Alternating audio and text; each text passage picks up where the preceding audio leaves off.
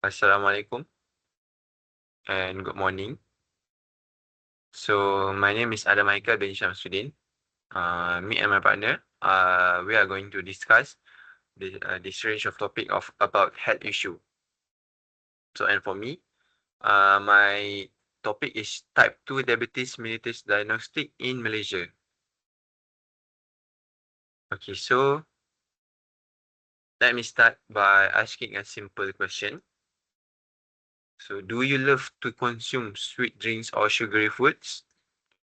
Because if you are Malaysian, the answer is probably yes, because our food culture is uh, full of sugary things like kuih traditional, nasi lemak, and also these trendy things like bubble tea.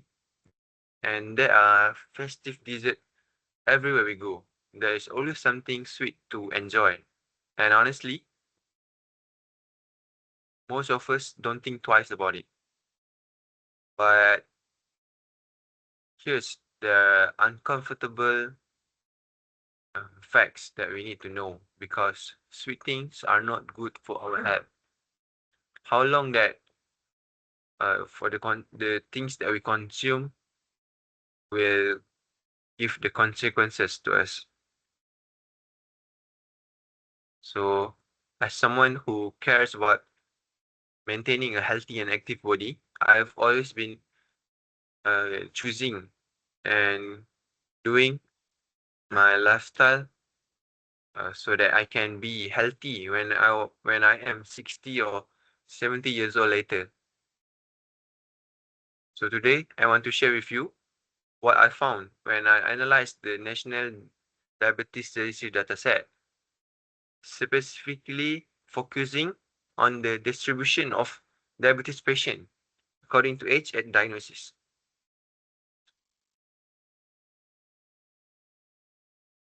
So my goal for this presentation is to make young people more aware that diabetes isn't something far away in the future, but it's actually something that slowly and from the habits that we practice today.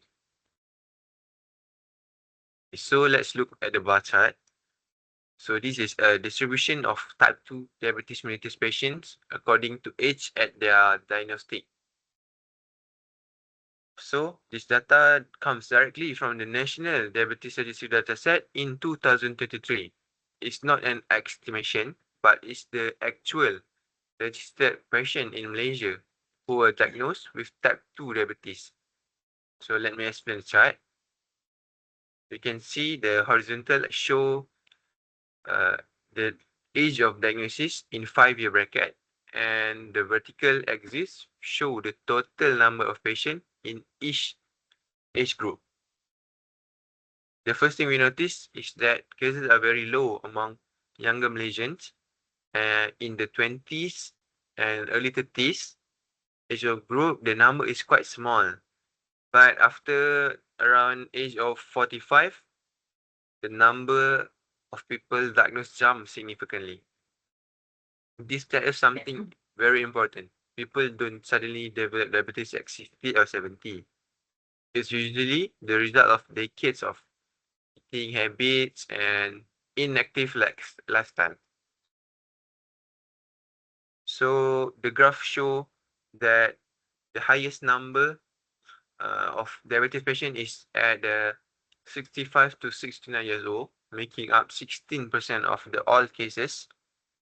And next is 60 to 64 years old and 70 to 74 years old. So we can conclude that people in their later life diagnosed with diabetes. So when we look this chart, we are not just seeing numbers. We are actually seeing the reflection of our country's lifestyle and dietary habits. So in the conclusion, many Malaysians grow up eating sugary foods and drinking sweet beverage daily, and also not exercising enough. So we need to start and improve the way we live and improve our ways of choosing foods and drink. If nothing changes, future charts might show diabetes happening at even younger age. Since nowadays, we can see our generation consume more bubble tea and fast food and also trendy things that are more and high in sugar. At the end of the day, the message is simple. Our lifestyle today determines our health tomorrow. So thank you. I'm gonna move on to my partner.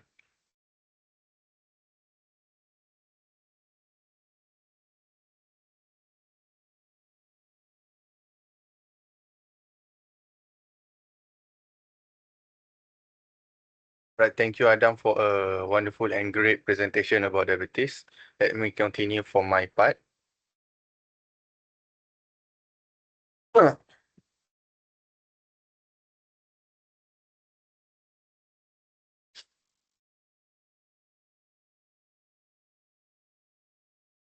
First of all, Assalamualaikum and good morning to Madam and my partner.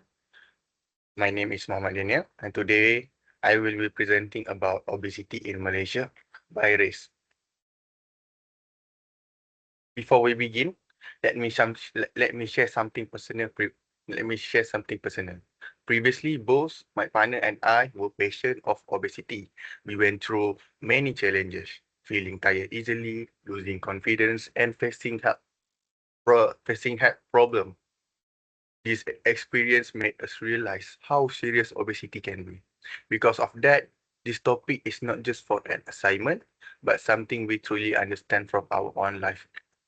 Malaysia also faced the same challenge. According to the World Health Organization, Malaysia has one of the highest obesity rates in Southeast Asia. Uh, This makes us curious to explore whether obesity affects all races equally or if certain races show higher or lower rates. And based on official data and our own careful observation, we can explain obesity trends among different races in Malaysia. And since we always practice healthy living, you can see we are still looking fit and we are ready to present these findings clearly and confidently. So today, I will be presenting a bar graph titled Obesity in Malaysia by Race. This graph shows the percentage of obesity amongst Malays, Indian, and Chinese. And as we can see from the graph, Malay has the highest rate obesity, which is 41%, and came second, which is the second highest is Indian, 36%, and the lowest obesity rate is Chinese, which is 15%. And to summarize all the results, Malaysia have the highest rate, Indian are in the middle, and Chinese have the lowest.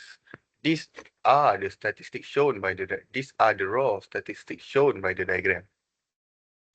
You guys might want to know why all of this happened. So let me tell you why all of this happened. First, I will talk about Malays. Why Malays have the highest? This is all of because many Malays foods such as fried dishes, sweet drinks, and creamy dessert are high in calorie, and also it combined with lower physical activities from people, and this may explain why the higher obesity rate comes from Malays. And for the Indian, which is second, Indian cuisine often includes oily or rich ingredient like coconut milk, deep fried foods. And also, without enough exercise, those combined will contribute to a weight gain. And for the third and the lowest, which is Chinese meals usually include more vegetable, soup, seafood, and these food are lighter and healthier. And most of the member in the Chinese community tend to do more activity. Uh, this tend to do more activity, and all of this will help them keep their obesity rate lower and keep their fitness and healthy.